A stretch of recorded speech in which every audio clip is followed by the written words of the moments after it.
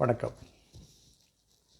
வாழ்க்கையில் எல்லாருமே வாழ்வது எதற்காகன்னா, நிம்மதியாக சந்தோஷமாக இருக்கணுங்கிறதுக்காக தான் வாழ்கிறோம். ஆனால் நிறைய பேர் லைஃப் ரொம்ப டஃப்பானது, கடினமானது, நம்ம ரொம்ப பயந்துக்கணும், ஜாக்கிரதையாக இருக்கணும், அப்படி இருக்கணும், இப்படி இருக்கணும்லாம் நிறையா சொல்லி சொல்லி இந்த சமுதாயம் முழுவதுமே வாழ்க்கை மீது ஒரு பயத்தை வச்சுட்ருக்கிற சமுதாயமாக மாறி போயிடுச்சு. குழந்தைகளுக்கு கூட நம்ம அப்படி தான் சொல்லித்தரோம். கேர்ஃபுல்லாக இருக்கணும், ஜாக்கிரதையாக இருக்கணும், அங்கே போகக்கூடாது, இங்கே போகக்கூடாது, அப்படி தான் சொல்லித்தரோம். உண்மையில் இந்த அட்வைஸ் மேலே ஒரு நியாயம் இல்லாமையெல்லாம் இல்லை. அது அட்வைஸ்லாம் நியாயமானது தான். ஆனால் இவ்வளவு பயத்தோடு இருக்கக்கூடிய ஒரு வாழ்க்கை வெற்றிகரமான வாழ்க்கையை அமைவதில்லை. யார் பயம் கம்மியாக வச்சுருக்காங்களோ அவங்க நடுவில் பூந்து ஜெயிச்சுட்டு போயிடுறாங்க. யார் ரொம்ப கேர்ஃபுல்லாக இருக்காங்களோ அவங்க அந்த யோசனையிலேயே தங்கி நின்று போயிடுறவங்க. அதுதான் நடக்கிற மாதிரி இருக்குது நிறைய இடத்துல. உண்மையில் இந்த ஒரு சிக்கல் இப்படியும் போக முடியாது, அப்படியும் போக முடியாத ஒரு சிக்கலை எப்படி எதிர்கொள்வது அப்படின்னா, அதுக்கு ஒரு சின்ன ஃபார்முலா தான் இருக்குது.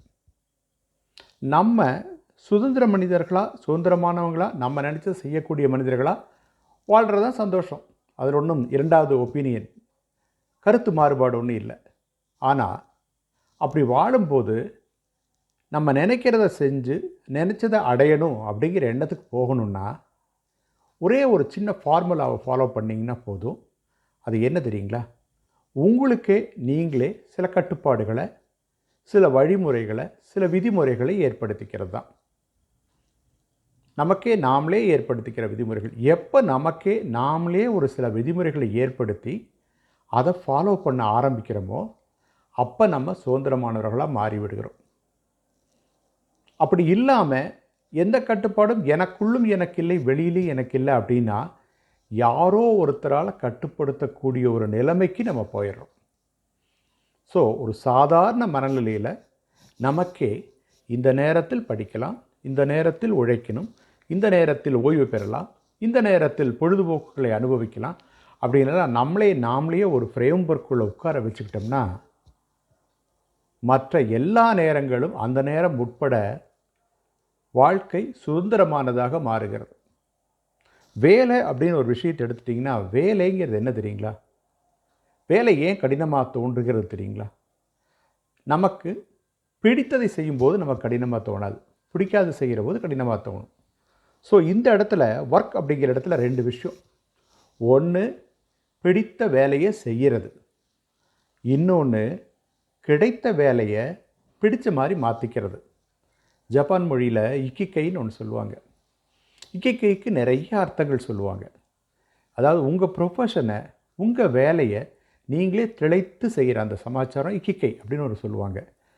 இதில் இன்னொன்று என்னென்னா, அந்த மாதிரி திளைத்து நம்முடைய வேலையை நம்மளே அனுபவித்து செய்கிறதுங்கிற ஒரு இடத்துக்கு நம்ம போயிட்டோம்னா சுறுசுறுப்பாக இருக்கிறதுங்கிற ஒரு விஷயம் நம்மக்கிட்ட சேர்ந்துருது.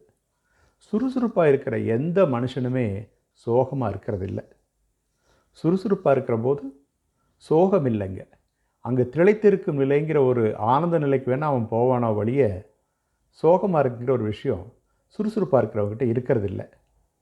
அதனால் நம்முடைய வேலைகளை, நம்முடைய விதிமுறைகளை நாமளே வகுத்துக்கிட்டு அதுபடி நம்முடைய வேலைகளை நம்மளே புகுத்திக்கும் போது முழுவதும் சுதந்திரமான மனிதர்களாக நாம் மாறிடுவோம். அப்போ தான் அந்த ஓய்வுங்கிறது கூட ஒரு இனிப்பான விஷயமாக மாறும். நிறைய தாகம் முடித்து ரொம்ப தூரம் நடந்துட்டு ஒரு டம்ளர் தண்ணி கொடுத்தாங்கன்னா அந்த தண்ணீர் அமிர்தமாக இருக்கும். இவ்வளவு அமிர்தமான இந்த தண்ணி இருக்கே, அதனால் உங்களை கொண்டு போய் ஒரு மிகப்பெரிய டேமில், அத்தனையும் நல்ல தண்ணி இருக்கிற டேமில், சிறுவாணி அணைக்கட்டிலேயே கொண்டு போய் அங்கேயே எட்டி உங்களை போட்டாங்கன்னா அந்த தண்ணிக்குள்ளே தவிக்க முடியுமோ வழிய அந்த அமுத கடலே விஷமாக மாறிடுது. ஏன்னா வேலைக்கு பிறகு கிடைக்கும் ஓய்வு தான் என்றைக்குமே அமுதம்.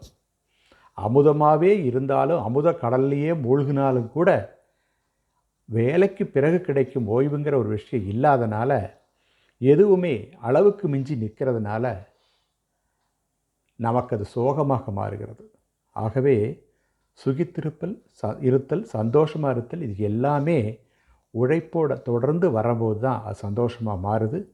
அந்த உழைப்பையும் நம்மளே நமக்கே சில கொள்கைகளை வகுத்துக்கிட்டு அதுபடி உழைப்பது நம்மளை சரியான திசையில் என்றைக்குமே கூட்டிகிட்டு போகும்.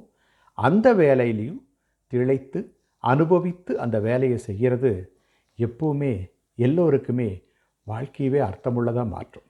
நன்றி.